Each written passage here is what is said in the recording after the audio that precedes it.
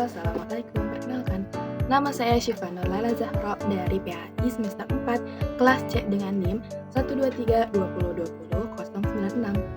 Saya di sini akan memenuhi tugas ujian akhir semester di mata kuliah Filsafat Ilmu. Nah, ada beberapa yang akan saya sampaikan pada UAS Filsafat Ilmu kali ini. Yang pertama mengenai 3 aspek penting dalam Filsafat Ilmu. Lalu upaya manusia dalam mencari pengetahuan ilmiah secara sistematik. Lalu apa saja syarat pengetahuan dapat dikatakan ilmiah. Nah, selanjutnya yang keempat, bagaimana sebaiknya ilmu itu dikembangkan? Apakah ilmu dikembangkan bebas nilai ataukah ilmu dikembangkan terikat dengan nilai? Lalu apa perbedaan pendekatan kuantitatif dan dengan kualitatif dan bagaimana kontribusinya terhadap pengembangan ilmu pengetahuan dari aspek metodologinya? Nah, yang pertama, 3 aspek penting dalam filsafat ilmu itu.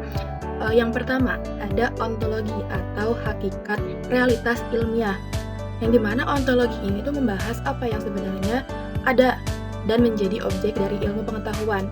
Nah, aspek ini itu penting karena menentukan batas dan ruang lingkup ilmu secara kritis. Ontologi ini menuntut kita tidak menerima realitas begitu saja, tetapi mempertanyakan apakah realitas itu objektif atau hasil konstruksi pikiran manusia. Nah, lalu yang kedua ada epistemologi atau hakikat pengetahuan dan cara memperoleh. Epistemologi ini itu mengkaji bagaimana pengetahuan itu diperoleh, validitasnya, serta batas kemampuannya. Aspek ini tuh penting karena menjadi dasar keabsahan suatu ilmiah. Secara kritis, epistemologi itu menantang metode ilmiah konvensional, yang dimana apakah observasi dan eksperimen itu cukup untuk memahami realitas yang kompleks dan kontekstual. Nah, selanjutnya yang ketiga itu ada aksiologi atau nilai dalam ilmu. Aksiologi ini membahas tentang nilai, etika, dan tujuan dari ilmu. Ilmu itu tidak netral, ia bisa digunakan untuk kebaikan ataupun untuk kehancuran.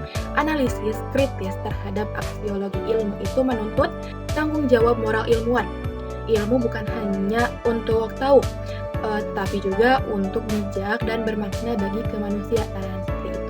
Nah, selanjutnya, manusia dalam mencari pengetahuan ilmiah sebenarnya sedang melakukan proses yang teratur dan terarah. Semua berawal dari rasa ingin tahu terhadap sesuatu yang terjadi di sekitarnya.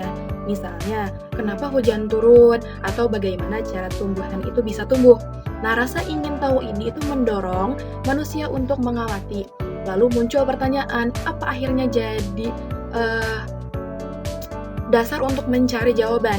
Nah, dari sana manusia mulai menyusun dugaan atau hipotesis, lalu mengujinya lewat pengumpulan data atau eksperimen, yang dimana data itu kemudian dianalisis supaya bisa ditarik kesimpulan. Nah, dari kesimpulan itu belum tentu final atau berakhir ya kalau ada temuan baru. Bisa saja pengetahuan itu dapat direvisi atau dirubah.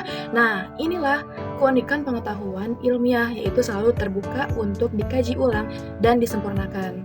Jadi, mencari ilmu itu bukan kegiatan sekali jadi, tapi terus-menerus. Selama manusia masih ingin tahu dan berpikir seperti itu. Nah, untuk nomor 3, pengetahuan itu bisa disebut ilmiah kalau punya beberapa ciri. Nah, ciri yang pertama ini bisa dijelaskan secara logis dan masuk akal. Yang kedua, harus bisa dibuktikan lewat pengalaman atau data nyata, bukan sekedar dugaan. Yang ketiga, penyampaiannya juga harus runtut dan pakai cara atau metode yang jelas. Dan yang paling penting, hasilnya itu bisa diuji kembali oleh orang lain, jadi bukan sekedar pendapat pribadi. Untuk mencari pengetahuan ilmiah, kita itu perlu alat bantu atau sarana. Misalnya, logika untuk berpikir jernih, bahasa untuk menyampaikan ide, alat-alat pengukur untuk mengamati, juga teknologi. Nah, semua itu mendukung agar ilmu yang kita hasilkan itu bisa akurat dan bisa dipercaya. Khazanah atau jenis pengetahuan ilmu sendiri itu banyak banget, atau ilmu yang seperti biologi, fisika, dan ilmu yang sesuai seperti ekonomi dan juga sosial, sampai ilmu harmoni niora seperti sejarah dan filsafat. Nah, semuanya itu punya kontribusi penting dalam memperkaya cara manusia memahami dunia seperti itu. Nah, selanjutnya kepada pertanyaan nomor 4. Pertanyaan nomor 4 ini adalah suatu pendapat ya. Nah, menurut saya, ilmu itu sebaiknya dikembangkan dengan tetap terikat pada nilai-nilai moral dan kemanusiaan. Memang benar bahwa ilmu itu harus objektif, tapi itu bukan berarti bebas dari nilai. Faktanya, di balik setiap penemuan ilmu, ada manusia yang punya kepentingan, pandangan, bahkan kepercayaan. Kalau ilmu dikembangkan tanpa mempertimbangkan nilai, bisa-bisa hasilnya disalahgunakan, misalnya untuk perang, penindasan, atau merusak lingkungan. Tapi kalau ilmu dikembangkan dengan mempertimbangkan nilai, terutama nilai-nilai kemanusiaan dan keadilan, maka ilmu bisa menjadi alat sebagai kemanfaatan bagi kehidupan.